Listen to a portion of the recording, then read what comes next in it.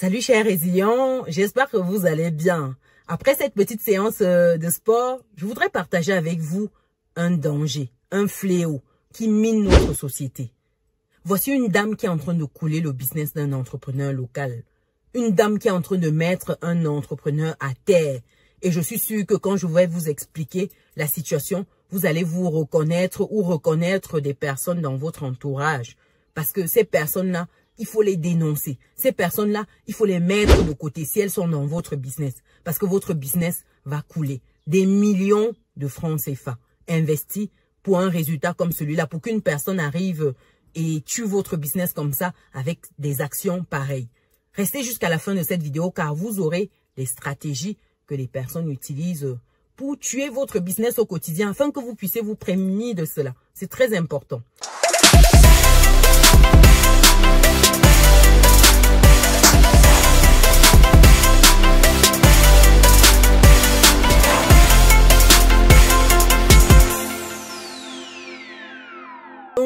Déjà, pour des personnes qui me découvrent, je suis Chimène Nana, je suis maman, je suis épouse, entrepreneur et investisseuse et récemment auteur du livre « Vivre et réussir en France ». C'est un livre qui vous donne les clés de votre prospérité financière en France. Donc, si vous êtes en France depuis quelque temps ou vous souhaitez vous y rendre, le lien du livre est dans le descriptif de cette vidéo afin de préparer sereinement cela et de passer à une autre dimension si vous y êtes déjà. Après cette parenthèse, c'est quoi cette nouvelle situation-là? Déjà, il faut que je vous situe le contexte. On se retrouve pour un événement, donc avec des proches. L'événement se passe bien. Après l'événement, on décide d'aller se poser dans un complexe, un coin, pour prendre un verre ensemble. On se retrouve là, on est 8. On est 8 à table. Donc, qui sont 8 personnes posées pour prendre le verre. Voilà, on passe nos commandes à la dame parce que avec ce verre-là, on a pris de la braise et on passe commande des boissons. La commande des boissons est effectuée, la dame vient, elle prend nos différentes commandes et elle nous sert. Premier tour, parce qu'il faut dire qu'on a eu deux tours de boissons. Ça veut dire que premier tour, chacun donne ce qu'il souhaite commander. Et ensuite, il y a un deuxième tour où chacun donne encore ce qu'il souhaite. Dans le premier tour, elle prend bien nos commandes, tout se passe bien. Au deuxième tour, pour prendre les commandes, c'est la guerre. Je vous assure, mais c'est une situation surréaliste. Il faut dire qu'il y a 2 personnes des 6 qui ont changé d'avis. Ça veut dire qu'elles voulaient une première commande et après on dit non, je vais changer, je vais prendre plutôt tel jus. Je vais pas donner les noms des boissons, je fais pas la publicité des bières et des jus ici. Mais bon, elles changent, elles prennent un autre jus. La dame déjà, elle se décompose. Avant qu'on arrive au passage des commandes, quand on s'installe, parce que moi je suis installée en premier, j'attendais les autres parce que entre temps il y avait par exemple d'autres qui se garaient bien et tout, donc moi j'étais là, je me suis posée. Je me suis dit j'attends déjà que les autres arrivent. Je demande à la dame, est-ce que madame c'est possible de bien nettoyer la table? La dame qui me regarde, à un moment elle se lève, en traînant des pieds, elle va chercher de quoi nettoyer. Déjà, la couleur du torchon, je n'en parle même pas. Parce que si vous aviez vu la couleur, je ne suis pas sûre que vous vous seriez posé. Donc, elle essuie la table. Après, elle me dit, les chaises, c'est comme ça la couleur. Quand je touche, je me dis, ah, d'accord. Finalement, je me pose, j'attends les autres. Les autres arrivent pour passer la commande. On appelle la dame une première fois. Elle n'a pas l'air de se bouger. Une deuxième personne appelle la dame, toujours dans le petit groupe de 8. Elle ne se bouge pas. C'est lorsque une troisième personne se lève pour aller lui dire, mais madame, on est en train d'attendre, est-ce que vous ne venez pas pour nous servir? Et c'est là où la dame se lève, mais c'est une maman, hein, une maman. Donc elle se lève et voilà, elle vient pour prendre les commandes. Donc le premier tour se passe bien, elle réceptionne nos commandes. Au deuxième tour, 2 personnes changent d'avis et décident de prendre un jus, changer le jus, prendre un autre. Et la dame, à un moment, elle s'en va et dit que si vous ne voulez pas laisser. Ah, dans le business de quelqu'un, tu dis, si vous ne voulez pas laisser. Ah, non, on n'a pas entendu d'abord cette affaire-là. C'est les 2 qui étaient au bout de table qui ont entendu. Nous, on se disait qu'elle est partie changer pour revenir. Mais non, la dame n'est pas allée changer. C'est là où on attend, on se rend compte qu'elle ne revient pas. Parce qu'on était à la terrasse. Et quand elle ne revient pas, à un moment, on se dit, mais tiens, ça fait un petit moment, elle n'est pas revenue avec vos boissons. Et c'est là où les 2 autres nous disent, non, elle a dit que si vous ne voulez pas vous laisser, genre, elle ne change pas. Mince, on se dit, on vient s'asseoir dans le business de quelqu'un pour commander, pour consommer, pour lui donner notre argent. Et il faut encore que des dames comme ça nous fassent, bon, je voulais utiliser un gros mot, mais il faut encore que des dames comme ça nous cassent les pieds. Mais c'est quelle histoire ça? À un moment, les autres étaient déjà en mode, bon voilà, c'est rien à faire, on ne va pas être non plus en train de supplier pour donner notre argent. Je dis, bon, malheureusement, c'est pas, on sent que c'est pas le business de la dame, on était unanime, c'était pas le business de la dame, on savait, c'était pas son business. Et quand vous voyez déjà la présentation de la dame, vous vous dites que bon, si c'est son business, ça sera un peu mieux présenté, j'ai envie de dire. C'était une maman, une fois de plus, c'était une maman. Et puis, elle ne va pas bouder comme ça au client, avoir des expressions, on l'appelle pour passer la commande, elle ne veut pas. Si c'est votre business, je ne suis pas sûre. Donc, ça fait que, à un moment, je me dis, bon, laissez-moi, je vais me lever pour aller demander à la dame. Et quand j'arrive, la dame, elle me répond, j'ai déjà arrêté la facture, je ne sais plus. Je lui ai dit, mais comment ça, madame? Ils n'ont pas reçu leur boisson. Elle me dit, non, elle a déjà arrêté. À un moment, elle était là, elle regardait le ciel, genre, comme si elle ne m'entendait même plus, comme si elle ne me gérait plus. Et comme on était déjà là, je me suis dit, est-ce qu'il faut aller ailleurs, vu les contraintes de temps et tout, pour juste 2 boissons? Et je lui ai dit, est-ce que madame, vous ne pourriez pas, s'il vous plaît, servir les 2 boissons, les 2 jus? Et là, elle a pris quelques secondes dans son esprit, elle analysait et puis elle s'est décidée à prendre les boissons. Elle a contourné, nettoyé et puis elle est sortie pour servir. Donc, j'étais à sa suite. Et quand j'arrive, déjà, les autres, ils étaient en mode, non, tu peux pas supplier une dame comme ça. Ouais, pour consommer, on injecte les sous dans son business, même si c'est le business de son boss. Et tout. Donc, les autres, ils étaient dans le mood, non, du tout, du tout. Je dis, bon, vu le temps, vu l'heure, et puis il fallait vraiment qu'on bouge, quoi. Vraiment, il fallait qu'on speed. Le temps d'aller encore se poser ailleurs parce que deux boissons, non. Moi, je jouais sur le temps. Et on se dit, bon, pourquoi pas? Elle a déposé, mais si vous voyez comment elle a déposé ça. C'était limite, je leur disais qu'à un moment, elle va vous jeter ça sur la tête tellement elle est déjà mécontente, fâchée. Vous vous rendez compte? Une dame où on vient consommer pour que ça paye son salaire. Une dame, c'est avec les pieds qu'elle traîne. C'est fou ça. Le visage attaché comme ça, la bouche comme ça. On aurait dit, on aurait pu faire le coquille avec attacher une boule de coquille. Tout le monde, c'était comme ça. Et ses yeux, mais c'était des étincelles, des pics que ça lançait. Mais c'était un truc de fou. Et ça ne s'arrête pas là, cher résilient. Parce que dites-vous que on est allé jusqu'au bout. Quand je vous dis couler le business, vous mettez une dame comme ça, une maman comme ça dans votre business. Je vous assure, vous mettez les clés sous la porte rapidement. On finit de consommer. Vient l'heure de la facture. Elle vient déposer la facture. Avant de payer, on se dit, tiens, on va checker en fait cette facture-là.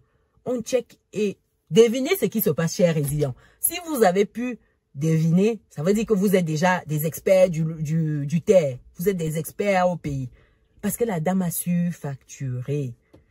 La dame a rajouté 2 boissons dans notre facture. Et quand on compte, tout le monde a pris quasiment 2 bouteilles, parce que même si je n'ai pas pris ma deuxième, j'étais déposée là. Donc, tout le monde a pris 2 bouteilles. Donc, ça veut dire qu'au total, on devait avoir 16 bouteilles facturées. 16 bouteilles. Et puis, chaque bouteille, chaque boisson avec son coût. Ça, c'est pas un souci, mais on s'est retrouvé avec 18 bouteilles.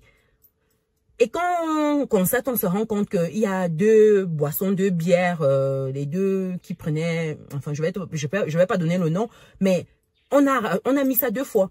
Et quand on demande à la dame ne comprend pas. Elle dit, non, c'est vraiment ça, c'est le montant. On dit, mais madame, allons-y pas à pas. À un moment, tout le monde, on lui expliquait chacun à son tour, mais la dame semblait ne pas comprendre. Bizarrement, la dame ne comprenait plus. Elle n'était plus en mode, je joue, j'ai l'esprit au taquet, comme elle avait l'esprit au taquet pour nous bouder. Bizarrement, là, elle ne comprenait plus. À un moment, on s'est dit, c'est simple, madame. Comptez le nombre de bouteilles qu'on a eu à consommer versus le nombre de bouteilles sur la facture. Parce que bizarrement, la dame ne se retrouvait plus.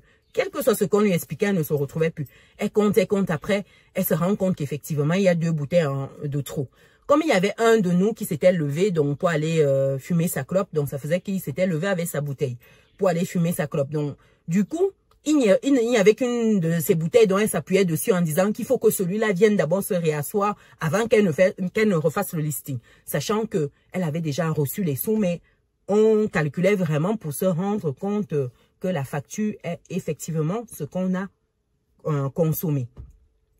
Et la dame, Quand elle se rend compte, vous sentez que la mauvaise foi y est. Elle ne fait qu'insister. Elle tourne, elle dit oui, mais ceci, vous avez échangé ça, vous avez... Oui, madame, on a échangé, mais c'est quoi le prix des nouvelles boissons qu'on a eu à prendre?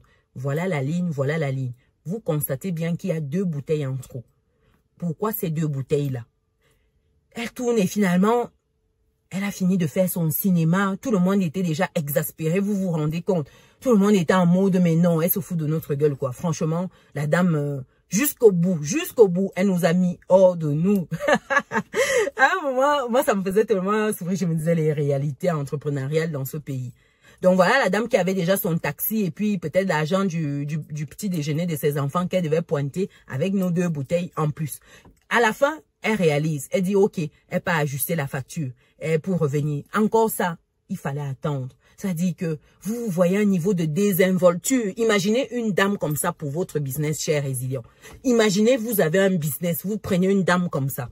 Elle va tuer votre business. Ça dit que vous avez mis des millions dedans, elle va tuer ça. Parce que non seulement d'un, elle n'est pas agréante. 2, elle est grincheuse. 3, vous demandez, vous la sollicitez, elle ne vous calcule pas. 4, elle surfacture les clients. 5, c'est une dame qui est là en mode dépêchez-vous, je dois arrêter la facture, je ne sais plus. Vous vous rendez compte? Elle est là pour bosser, elle vous dit qu'elle a arrêté votre facture parce que vous avez voulu changer, vous n'êtes pas. Et puis, en 6, j'ai oublié le 6e point, elle vous dit qu'elle est fatiguée. Elle est fatiguée, elle est là depuis, elle est fatiguée. Donc, à un moment, voilà, elle est fatiguée. Mais est-ce que c'est le problème du client si tu es fatigué ou si tu fais des longues plages de travail? Il faut voir avec ton employeur. Ce n'est pas le problème du client. À un moment, même si tu es fatigué, tu ne dois pas le montrer au client. Voilà les personnes qui tuent le business de beaucoup ici au pays. Imaginez, vous vous recrutez comme ça, vous en avez 2, 3. Mais c'est des perles rares qui vont tuer votre business. C'est dangereux. Je vous assure, elle nous a du début à la fin. C'est-à-dire que déjà, dès les premiers signes, on aurait même pu aller ailleurs, mais on était posé, le véhicule, les véhicules étaient bien garés devant, on voulait avoir l'œil sur les véhicules pour les raisons que je ne vais pas donner ici. Mais bon, voilà. Du coup, imaginez-vous, chers résilients. C'est un truc de fou. Et jusqu'au bout, la dame nous a rendu fous. Elle nous a rendu fous. Quand on s'est levé de là, on s'est dit, mais non, imaginez. Le business là, de ce monsieur-là, il va couler. Si elle reçoit comme ça 2, 3 fois, regardez, on partage, on était 8 personnes insatisfaites.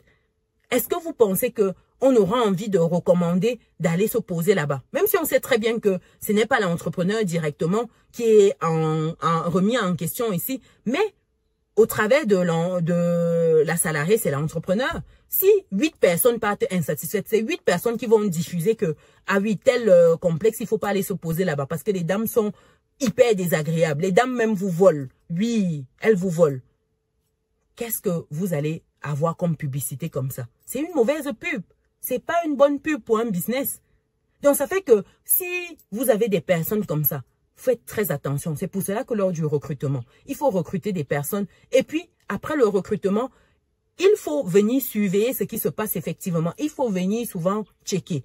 Et un point qui est important, c'est de former les collaborateurs et les collaboratrices. C'est très important. Beaucoup n'ont pas de formation, de savoir-faire. C'est-à-dire, vous les recrutez, on se dit que, voilà, serveuse, il faut juste sortir la boisson et déposer. Non!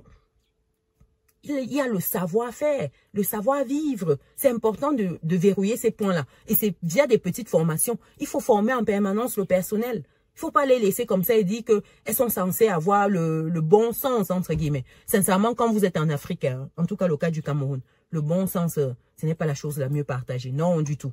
Non, non, non, non, non. Le bon sens n'est pas la chose la mieux partagée. Surtout pas par les collaborateurs parce que certains n'ont pas la vision de votre business. Certains n'adhèrent pas. Ils sont là simplement parce que ils ont besoin d'un boulot pour payer les factures.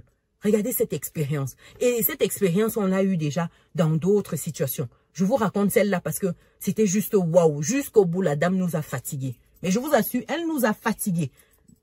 Et dites-vous que si ce n'était pas parce qu'à un moment, il y avait peut-être un minimum en termes de patience, surtout de mon côté. Non, c'est qu'on n'aurait même pas consommé la suite là. Vous vous rendez compte? Et c'est un manque à gagner pour cet entrepreneur-là, un gros manque à gagner. Malheureusement, vous voyez les réalités de l'entrepreneuriat au pays. Oh là là, c'est quelque chose. C'est quelque chose, sincèrement. Quoi qu'il en soit, dites-moi, Est-ce que vous avez déjà vécu des situations comme ça, où vous êtes surfacturé, où on vous boude, la dame vous dit qu'elle est fatiguée, elle vous dit que vous embêtez, elle vous dit que vraiment, elle ne sait plus, elle a arrêté la facture. Vous avez déjà vu les gens qui arrivent pour consommer dans un complexe, un bar, un snack, n'importe quoi. On dit qu'on a arrêté la facture. Sachant que le complexe est ouvert, le snack est ouvert, on vous dit qu'on a arrêté votre facture. Même si le client est comment, tu gères le client. Et dites-vous qu'on était des clients très, très courtois. Oui, on était très courtois. Parce que je vous assure, vous tombez sur d'autres, mais ils vous rendent la vie impossible. C'est-à-dire que les clients vous fatiguent. Mais nous, on était en mode courtoisie, mais la dame, non, c'était difficile. Oh là là, en tout cas, partagez vos expériences dans les commentaires. Est-ce que vous avez déjà vécu ça? Pour des personnes qui ne sont pas encore dans notre belle communauté, mais qu'est-ce que vous attendez? Cliquez sur le bouton qui s'affiche, activez la cloche de notification, partagez autour de vous. Et là là, en tout cas, vive l'entrepreneuriat au pays. Nous, on se donne rendez-vous dans une prochaine vidéo. Ciao!